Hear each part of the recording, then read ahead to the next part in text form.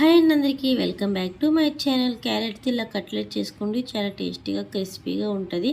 ఎలా అనేది ఇప్పుడు ఈ వీడియోలో చూసేద్దాం. ముందుగా ఒక 4 క్యారెట్లు తీసుకొని మంచిగా కడిగేసి పీల్ చేసేసి తురిమేసుకోవాలండి. ఇలా తురిమేసుకున్న క్యారెట్ని ఒక గిన్నెలో వేసుకొని ఇప్పుడు సన్నగా కట్ చేసుకున్న పచ్చిమిర్చి, ఉల్లిపాయ ముక్కలు, అలాగే కరివేపాకు, కొత్తిమీర, జీలకర్ర, అల్లం వెల్లుల్లి పేస్టు, మన రుచి సరిపడినంత కారము, సాల్ట్ వేసుకొని అన్నీ కలిసేలాగా ఒక్కసారి మంచిగా కలిపేసి ఇందులో కొంచెం కొంచెంగా బియ్యం పిండి వేసుకొని చపాతీ ముద్దలా కలుపుకోవాలండి.